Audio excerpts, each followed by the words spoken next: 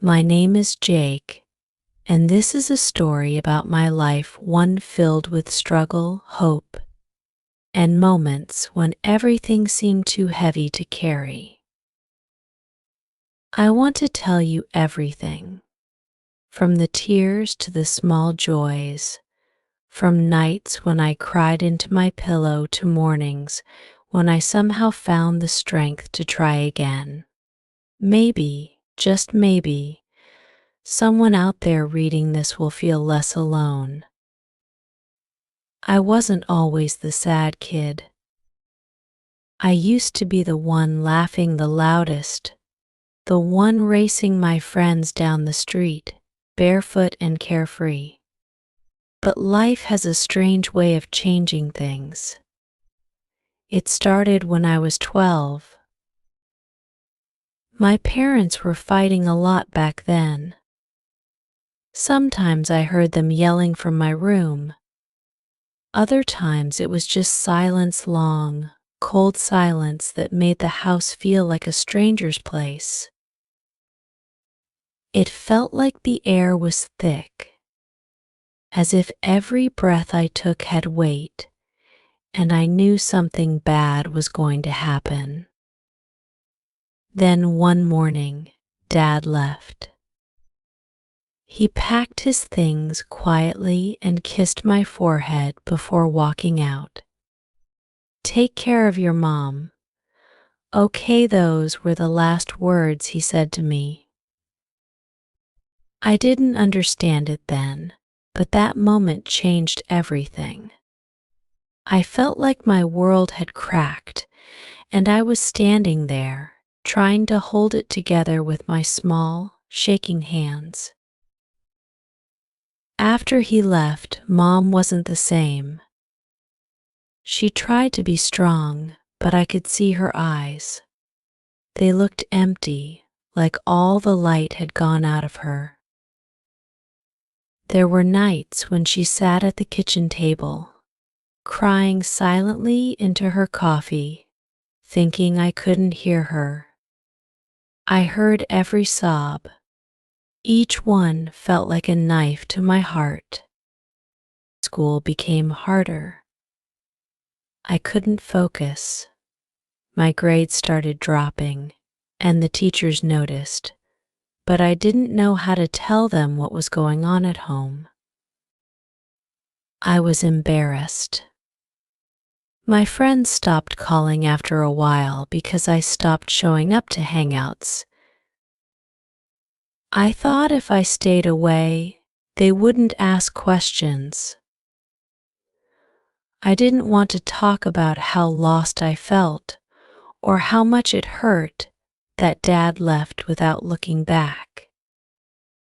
When I was 14, I made my first real friend in a long time, Elliot. He was the new kid at school, and for some reason he chose me to sit with at lunch. "You look like you could use a friend," he said one day, sliding his tray beside mine. I remember laughing a little, though it felt strange, like my muscles had forgotten how. Elliot didn't care about my grades or the fact that I barely talked. He just liked hanging out, whether we were playing video games or riding bikes through the quiet streets. But even with Elliot around, the weight inside me didn't go away. Some nights, I lay in bed, staring at the ceiling, wondering if I would ever feel normal again. There were moments when the sadness got so heavy that I couldn't move. I'd curl up in a ball and cry until my whole body shook. It felt like the pain would never end, like it was part of me now. I remember one night in particular. I was 16, and everything felt like it was falling apart. Mom had lost her job, and the bills were piling up. I felt useless, like I couldn't do anything to help. That night, I broke down completely. I cried so hard that I couldn't breathe. It was one of those cries that come from the deepest part of you, the part you try to hide. I kept thinking, why me? Why do I have to carry all this? The next morning, I looked in the mirror and saw someone I didn't recognize. My eyes were swollen and my face looked tired. I knew I couldn't go on like that, so I decided to reach out for help. It was the hardest thing I've ever done. I told Elliot everything about Dad, about Mom, about how I felt like I was drowning. Elliot didn't say much. He just sat there and listened. And when I finished, he hugged me. "You don't have to do this alone," Jake, he whispered. Those words stayed with me. After that, I started going to therapy. At first, it felt strange talking to a stranger about my problems, but over time, it helped. I learned that it's okay to feel sad, that crying doesn't make you weak. I learned how to take care of my mental health, how to breathe when things got too overwhelming, how to talk about my feelings instead of bottling them up. Life didn't magically get better after that. There were still hard days, days when I felt like giving up. But I also started noticing the small things, the way the sun felt on my skin, the sound of birds outside my window, the warmth of a friend's smile. Those moments gave me hope, even when everything else felt dark. By the time I graduated high school, I realized that life is a lot like riding a bike. There are moments when the road is smooth and everything feels easy. But there are also hills, steep, painful hills that make your legs burn. The important thing is to keep pedaling, even when it hurts, even when you want to stop. Now, I'm 20, and life still has its ups and downs. But I've learned that it's okay to struggle. Struggling means you're trying, and trying is the bravest thing you can do. If you ever feel like the weight is too much, like you're all alone, I want you to remember something: you are not alone. There are people who care about you, people who will sit beside you in the dark and remind you that the sun will rise again. And on those nights when it feels like the world is too heavy, let yourself cry. Let the tears fall and wash away the pain. Because crying isn't a sign of weakness. It's a sign that you're human, that you feel deeply, that you care. So keep going, even when it's hard. Keep going, even when it hurts. There's a boy out there, just like I was, sitting alone in the dark and wondering if things will ever get better. And I promise you, they will. The road is long, but you are strong. And every step forward, no matter how small, is a step toward the light. And remember, no matter how hard life gets, there is always hope. You are never truly alone. You have people who care about you, even if you don't see them right now. Keep your heart open, even when it feels broken. Because someday You'll look back on your journey and realize that every tear, every struggle, and every moment of pain brought you to where you are meant to be. A few months after starting therapy, I got a part-time job at a small bookstore down the street. It wasn't much, but it gave me a routine, something to look forward to. The quiet smell of paper and ink felt calming. I liked organizing the shelves and watching customers browse through books, unaware of the storm I had been carrying inside me for years. For the first time, I felt like I had a small corner of the world where I belonged. Elliot would stop by sometimes. He'd lean over the counter with a grin and ask, "How's my favorite bookseller doing?" It was moments like these that kept me grounded. Even on hard days, knowing I had someone who cared made the weight feel lighter. But life is never just a straight path, and I soon learned that healing isn't always a smooth ride. There were relapses, times when the sadness came rushing back without warning. I remember one evening when Mom and I had a big argument. She was under a lot of stress, and so was I. We both said things we didn't mean. After she slammed her bedroom door, I went to my room and cried quietly into my hands, feeling the familiar ache settle into my chest. I told myself, I've made it this far. I can't fall apart now. But that night, I realized something important. Healing doesn't mean you never feel sad again. It means learning to live with those feelings without letting them break you.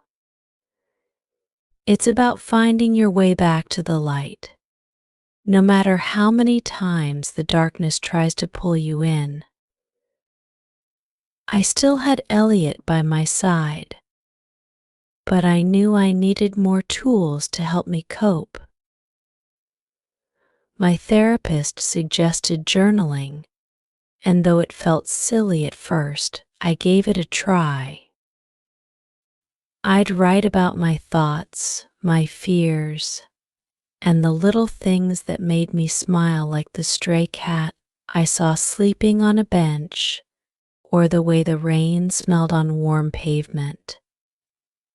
Slowly, my journal became a safe space where I could pour out everything I held inside. One entry stands out in my memory today. Was hard, but I'm still here. And that's enough. It was a simple sentence, but writing it down felt like a victory. It reminded me that surviving another day, no matter how messy, was something to be proud of. As I approached my 18th birthday, things began to shift. Mom found a new job, and though we still struggled, it felt like the worst was behind us. There were still bills to pay, but we managed.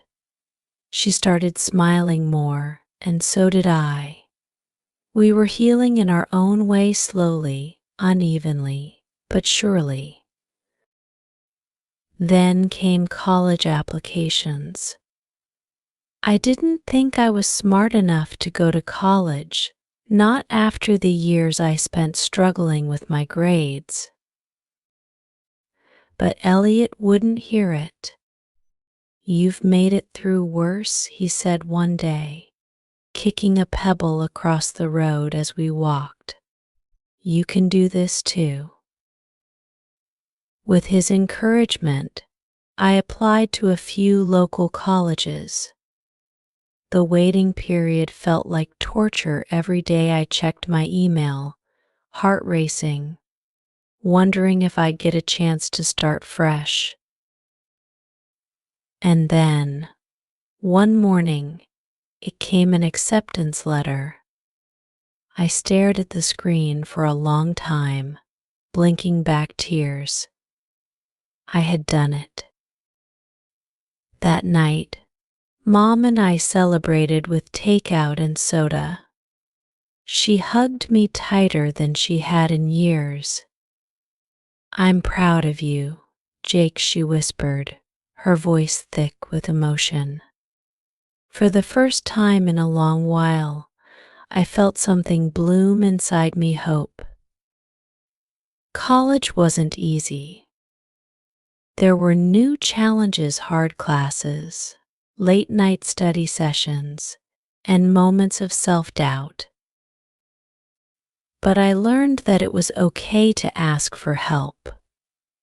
I found a support group on campus for students dealing with mental health struggles, and being around people who understood what I had been through made all the difference. Some nights, when everything felt overwhelming, I would go for long walks under the stars. I'd breathe in the cool night air and remind myself, "You've made it through before. You'll make it through again." And I did. By the time I finished my second year of college, I had built a life I was proud of.